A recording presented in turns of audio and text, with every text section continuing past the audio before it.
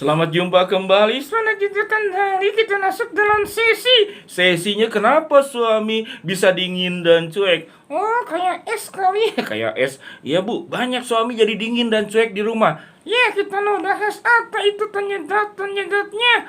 Tetapi ini bukan hanya kesalahan istri, tapi dua belah pihak. Ya, tapi hari ini kita mau bicara membahas kenapa suami jadi cuek, jadi dingin, jadi tidak peduli. Oh, itu menyakitkan. Emang ibu ngerasain? Tidak perlu bicara tentang rumah tangga saya. Ibu suka bahas rumah tangga orang, kenapa rumah tangga sendiri gak pernah cerita? Itu tidak masalah. Kenapa? Kalau yang jelek-jelek ngapain diceritain? Oh, jadi harus bicara yang bagus-bagus. Ya, nanti jadi bahan gosip. Tahu nggak gosip? Ya, gosip itu bahan perbincangan yang tidak ada artinya. Kembali bu, kenapa suami bisa dingin? Kenapa suami bisa dingin sikapnya? Apa penyebabnya bu? Itu terjadinya banyak hal. Sebetulnya itu dalam masalah komunikasi dan segalanya. Ya, yang pertama ini rahasia. Jangan punya ekspektasi. Ya, ibu susah bener ngomongnya. Itu harapan.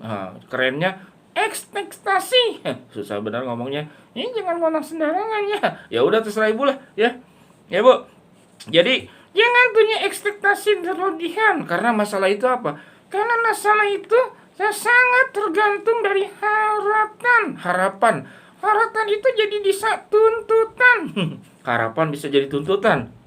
Iya, dan tuntutan bisa jadi pertengkaran. Wah, panjang dong, Bu. Iya, harapan jadi tuntutan jadi pertengkaran jadi kalau sudah tengkar tidak ada solusi, tidak ada jalan keluar. Akhirnya jadi dingin kayak es. Yang rugi siapa? Yang rugi kan dua-duanya ya. Istri juga rugi. Iya, rugi kan kalau dibiarin suami dingin, cuek, tidak peduli. Jadi yang pertama apa bu?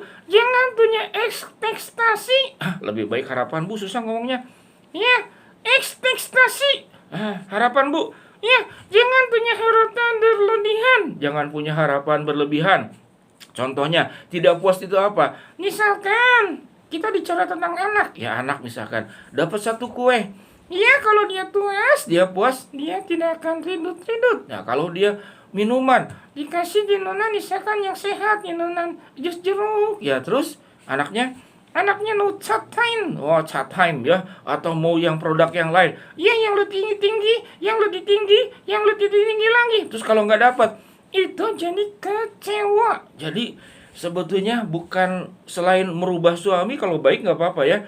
Ya, kalau nggak bisa dituntut, ya ekspektasinya diturunkan. Iya, diturunkan. Ekspektasinya diturunkan. Harapannya jangan berlebihan. Iya, jadi suami tidak putus asa. Tapi banyak suami nggak bener, Bu. Betul. Ya, tapi ini mungkin suami yang benar cuma salah komunikasi. Iya, kalau suami yang sudah terlanjur. Emangnya ada bu suami terlanjur? Ya terlanjur jadi suami. Oh, kalau sudah terlanjur kan nggak bisa diapa-apain. Oh, mundur nggak boleh. Iya, apalagi lo cerai. Oh, udah berumah tangga baru mikir cerai. Iya, kenapa nggak mikir sebelumnya? Kenapa sebelumnya nggak mikir? Iya, makanya mikir. Oh, aku sangat mikir bu. Aku beruntung dapat istri luar biasa. Karena suami yang beruntung. Jadi ekspektasi. Ya, ekspektasinya itu jangan ketinggian. Oke bu, yang kedua apa? Yang kedua itu kompromi. Oh, kalau sudah ekspektasi kompromi berarti dibincangkan, dikomunikasikan. Ya, kalau ngomong juga gantian ya. Iya, jangan kamu yang istri ngomong terus, cerewet terus, Senin Selasa Rabu Kamis Jumat Sabtu, ya ngoceh terus ya. Jadi artinya itu bukan komunikasi. Komunikasi itu bukan bicara. Oh, masa bu? Kalau nggak bicara gimana komunikasi? Harus ingat. Ya apa bu? Komunikasi itu ada dua. Dua apa bu? Satu bicara, yang kedua mendengar. Oh, betul juga ya. Coba kalau dua-duanya bicara. Oh, kalau dua-duanya bicara itu bukan komunikasi. Nah, itu apa? Itu ribut. Oh, betul ya. Ini belum selesai, yang itu ngomong. Ini belum selesai, yang itu ngomong. Nah, banyak itu keluarga seperti itu. Jadi komunikasi itu ingat, bukan apa? Bukan hanya bicara. Bahkan yang lebih penting, itu mendengar dulu. Waktu mendengar, kita tahu isi hatinya. Terus kita tahu pikirannya. Wah, ya kita tahu harapannya. Kita tahu harapannya. Kalau masing-masing sudah mendengar, kalau masing-masing sudah mendengar, baru dicari kompromi. Kompromi itu jalan tengah. Iya, jalan tengah. Mana yang baik. Jadi harus tenang, jangan panas hati. Panas hati itulah yang membuat jadi dingin. Oh, lucu Bu ya. Jadi kalau panas hati, marah, kecewa, itu jadi dingin. Karena kenapa? Tidak ketemu jalan tengah. Tidak ketemu jalan tengah. Tidak ketemu upaya kompromi ya. Kemudian apalagi Bu? Ya itu dua ya. Dua, yang satu turunkan ekspektasi. Ekspektasi ya, harapan ya. Harapan jangan berlebihan. Itu nanti buat stres. Yang nuntut stres, yang dituntut stres ya. Jadi itu dua-duanya stres. Jadi suami istri yang stres. Oh ya. Terus yang berikut harus kompromi. Oh, kompromi ya. Ibu, yang ketiga apa? Yang ketiga, berikan ruang. Oh, apa sih maksudnya ruang? Itu ruang itu biarkan suami ada kegiatan sendiri yang baik. Namanya apa Bu kalau ruang? Itu me time. Oh, me time. Jadi waktu hanya buat suami. Suami ini macam-macam hobinya Bu, termasuk saya. Saya suka naik motor ke keluar kota. Ya itu me time. Me time-nya saya. Iya, ada suami me time-nya misalkan dengan temannya. Selama itu proporsional, selama itu proporsional, wajar. Jangan selalu disalahkan. Ya disalahkan siapa yang betah di rumah. Iya, jadi harus kompromi, turunkan harapan, tapi jangan terlalu bawah dong Bu, nanti suami gak tanggung jawab. Ya, yang ketiga, kasih waktu me time. Sebetulnya itu tidak hanya berlaku buat suami, istri juga sama, me time-nya mungkin shopping. Ya, dua-duanya. Tapi hari ini kita hanya bahas tentang suami. Ya, jadi itu rumusannya. Betul. Buat matematika perlu rumus. Iya, kalau nggak ikutin rumus, nggak ketemu jawabannya. Iya, jadi semua itu ada rumusannya, ada aturannya. Rumah tangga juga sana.